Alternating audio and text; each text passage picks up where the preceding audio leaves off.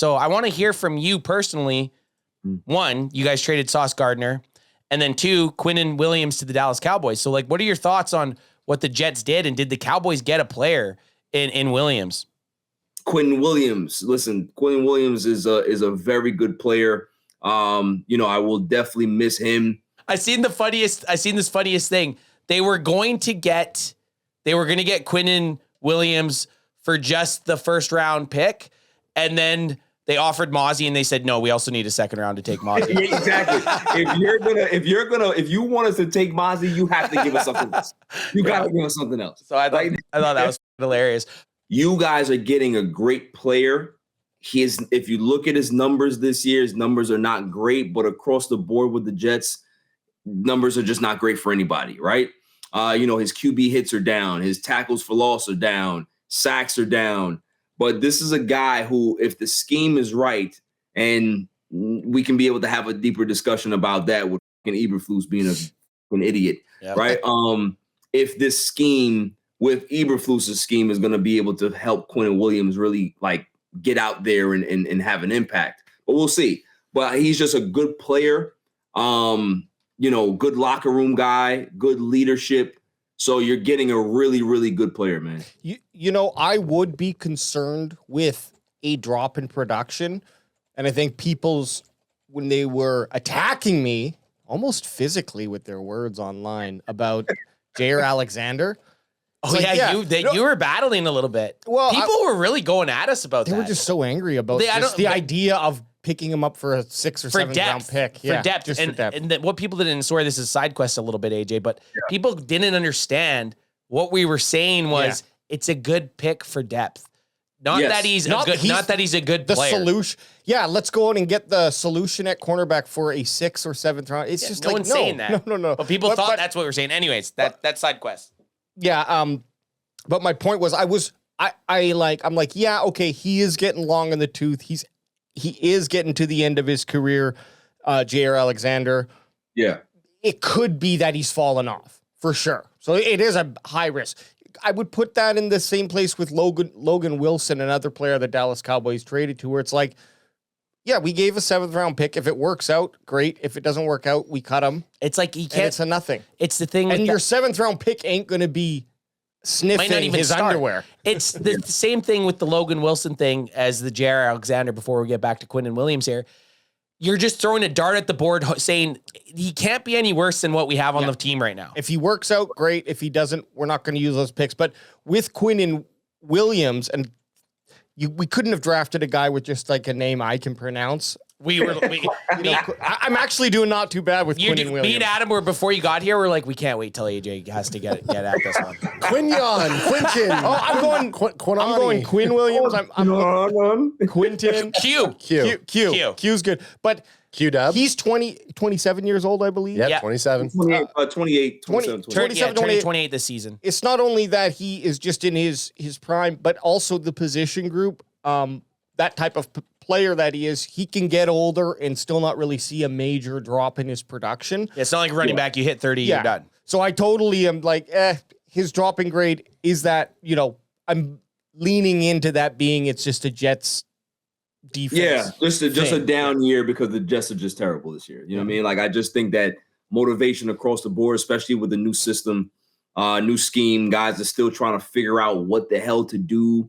Whatever their gap of responsibilities are, it's just it's a lot to deal with, especially when you're losing as well. The motivation is just not there. So for a guy like Quinnen Williams, I think that obviously you guys lost that terrible game to the fucking Cardinals that you shouldn't have lost. Yep. Yeah. But there still is some outside hope that you guys can be able to make a playoff push, and that in itself, with a guy like Quinnen Williams, with Logan Wilson. Like, that is going to maybe give you some injection of motivation and some moxie into the team. So we'll see what happens. You know what I mean? I think it's all plus at this point. It may not work out in a short term with Wilson, but for Quinnen, it's definitely worth the haul that you gave up. I mean, it's almost like it's 50-50. It's weird how, like, all of a sudden, because the Cowboys are involved, people just shy away from the fact that he has one of the highest PFF grades for like run stuffing. He's a top 5 interior defensive lineman, and people are like, oh, they gave too much for this guy. It's like, what are you talking about? A premier player, you have to. Yeah, the guy's a premier. He's in the 95 percentile of his position group.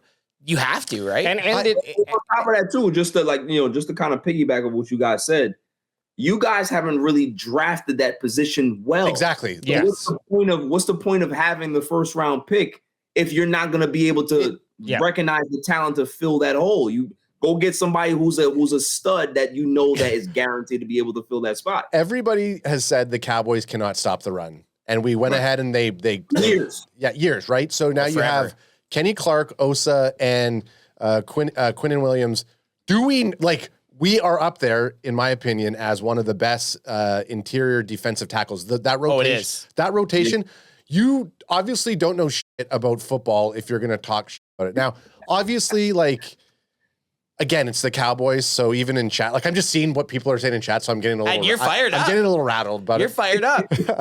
I like it. But like, I like spicy ass. The way that I look at it too, and like, okay, so BPG's in there and Bot G's going at him about Micah Parsons, and I'm like, yeah, I made a joke saying like you're in the Micah defense mode right now. We were always defending Micah Parsons. Barry's been on here arguing with us about how bad Micah is in the second half of the season, and we're like, no, it's Micah Parsons, right? But regardless, we were all upset when we lost Micah Parsons because he's a premier player. But now that the dust has settled and the issues that the Cowboys have, I was last night drunk or on Monday night I was drunk. Gonna say, what were you doing just by yourself Tuesday night hammered? Yeah, I was hammering. Adam wakes up, hair of the dog. I was drunk and editing our highlight reaction video. So if you haven't gone ahead and watched that, go ahead and give it 17 minutes and watch our reaction video for very funny. The Monday night game. But I'm watching us say like, we don't want those.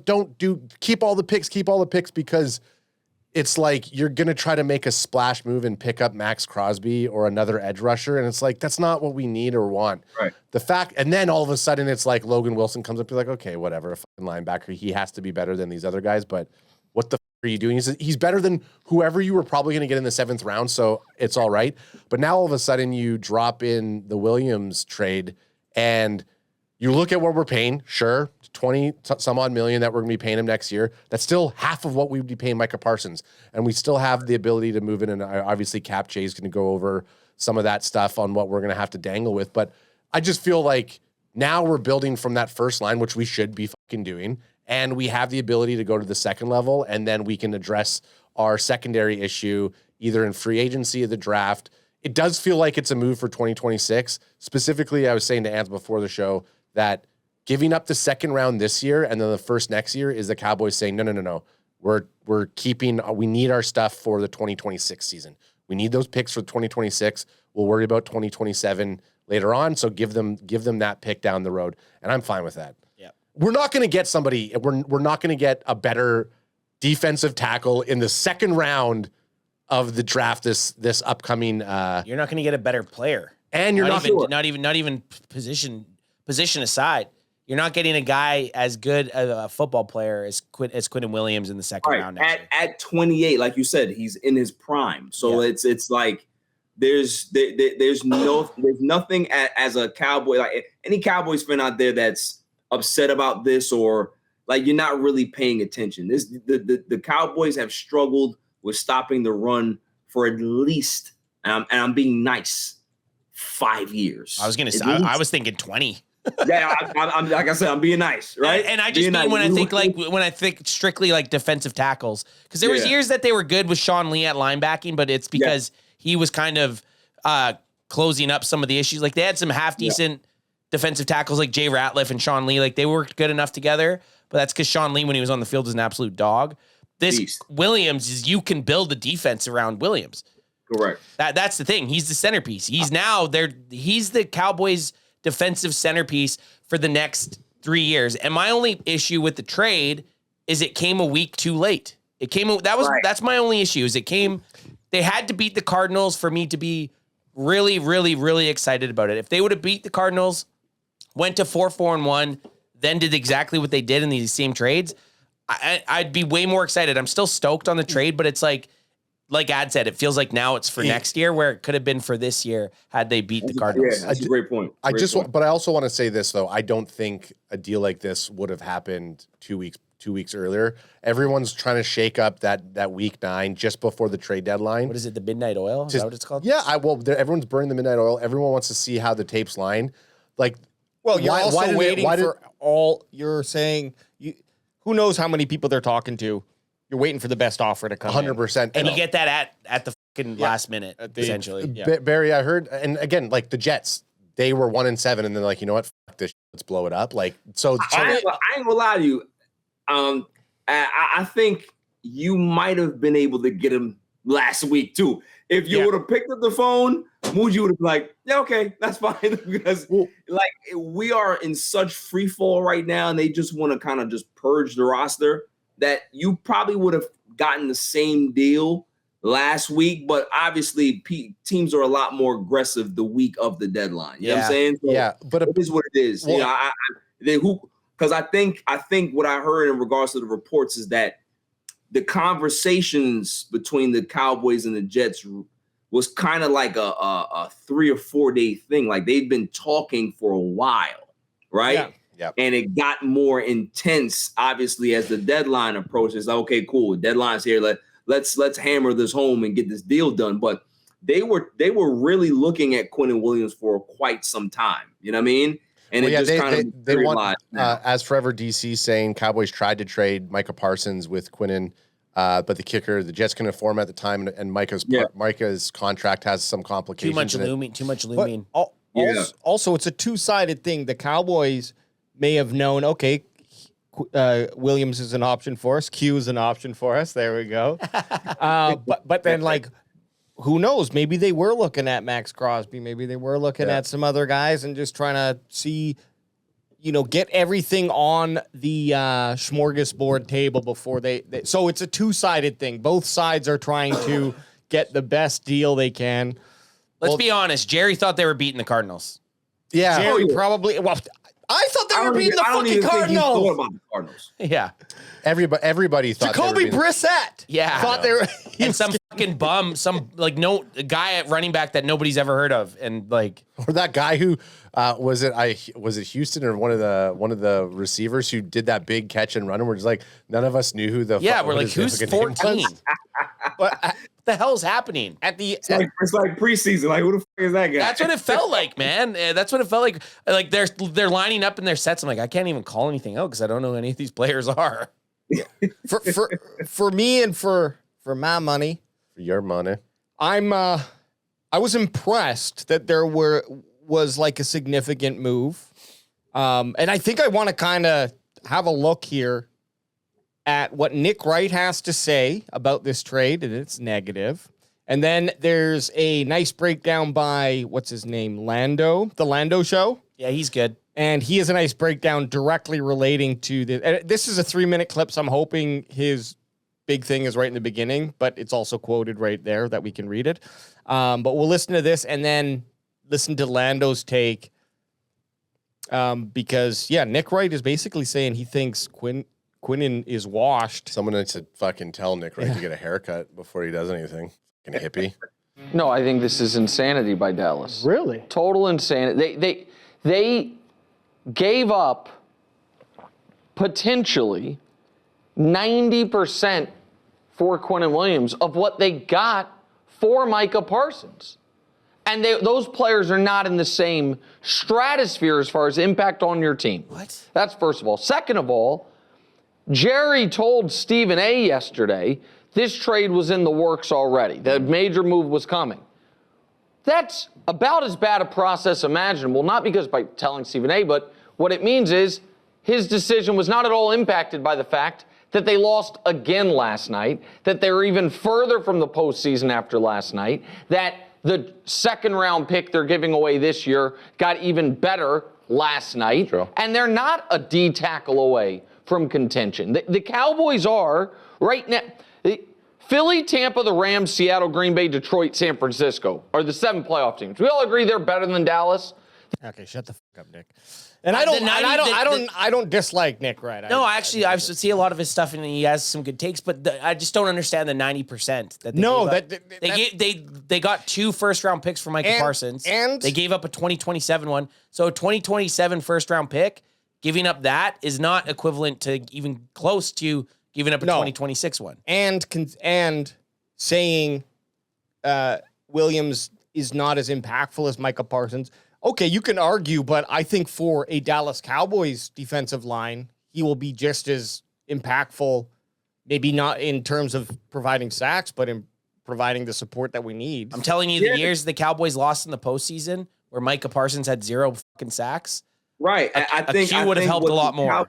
What the Cowboys need to do is not listen to the noise like Nick Wright. And Nick Wright is a great commentator. Like, he knows his stuff, but I think the Cowboys need to go away from just like this superstar, like singular figure on defense, and just have a team approach of dogs. So this is from the Lando show. He's responding to Bill Barnwell, Seth Walder, and then also I got this from someone sharing it with the Nick Wright video. So, and I like this guy. Let's see what he has to say. Listen, man, I promise you. I like that he whispers too. Bill Barnwell ain't talking the way he's talking on Twitter right now if he's actually doing what I'm doing, sitting right here, watching this guy play. He says, lots of alternatives to go and get guys like this. Highly critical of the Cowboys' decision to do this. Highly outspoken. I know. But you see him touching it the whole time? The fact that the Cowboy, or towards his opinion that the Cowboys overpaid for Quinnen Williams. Do you see what he just did? Like, we realize how uncommon this is, right? Surely we do. Bench pressing another grown man on a routine basis. Get off me. Yeah. And making plays like this. I'm going to just let y'all watch that again because I don't think you appreciate it, especially if you're Bill. You don't understand how rare this prototype is. This prototype does not exist at a lots of alternatives level the way that Bill seems to claim that it does. There are a handful of guys like this in the league at any given time. Right now, there's Chris Jones, Dexter Lawrence, Jalen Carter, Jeff Simmons, and that's about it. And Quinnen Williams, and that's it. That bring this level of attention. No matter what, they're gonna see 2 bodies no matter what. They're gonna get chipped no matter what. They're gonna get game planned for and schemed around no matter what. Okay? He moves quick. For every Oso Odigizua to succeed, there's got to be a Micah Parsons drawing attention away. For every Kenny Clark to succeed, there's a Devontae Wyatt right next to him and a Rashawn Gary to draw attention away. Quinnen Williams will now be the focal point of every opponent's game plan for this Cowboys defense moving forward. And guys like Oso Odigizua, Kenny Clark, Donovan Ezeraku, Dante Fowler, Jadeveon Clowney, they will be the benefactor, the immediate recipients of more success as a result of the dirty work, the nasty, the game planning physicality that this guy provides. Game changer, disruptor. You cannot beat him one-on-one. I love it. I love filming the screen. Him and Baldy. You can't even beat him 2-on-1. We got to do a skit where it cuts to the black and you're not wearing But yeah, pants. Bill, You're not wearing pants. let's pretend as if rookies in 2026 and 2027, second-round picks at that, when the Cowboys' recent history, their track record of the second round anyway, should be spoken of and accounted for. Let's pretend that rookies are more valuable than the 1 of 5 that are currently in the National Football League today. By all means, keep being intentionally deceitful. Okay, he's angry. He's angry. But I think it makes The screen felt it. Right. He's right. He's definitely right. I'll say I'm a little bit of by this point in my NFL watching career, I'm a little bit of an above average viewer, but I have not put time into understanding the intricacies of what makes a good defensive tackle and what doesn't. I'll explain to you. But Watch Mozzie Smith. That you know what bad looks like. You know what bad looks like. Just watching this because it is a direct comparison to Mozzie Smith, and then we've done a lot of breakdown of having people look positively and negatively at Mozzie Smith's game. And when I see what Williams is doing here, it's pretty much night and day. Even if I didn't know what they were supposed to do, I could see this guy's he's going where he wants to on the field, whereas Mozzie Smith, maybe 1 out of 10 times he did that, but he's on skates the rest of the time, getting pushed around. You can even see the double team doesn't even work. He finds a way to squeak through. Making a tackle to the line of scrimmage. Exactly. So that's, that's a defensive tackle, sometimes when you look at their overall statistics on the season, it doesn't look impressive, even the good ones, right? Because their jobs normally are not to go after the quarterback. Their jobs is just to be able to move the line and kind of make sure to create holes so everybody else can be able to get there and get penetration, right? So that there's different schemes for different teams, and there's different roles for different guys that are in a certain tier. A guy like Quinnen Williams, he can do both, right? He can be able to be the guy to be able to move the line and alter that line to the point where everybody else can be able to get free, especially because of his double teams. But if he goes ahead and sheds that double team, that quarterback is in trouble. You know what I mean? So that's why he's a rare player that can be able to do multiple things on the defensive line to cause havoc.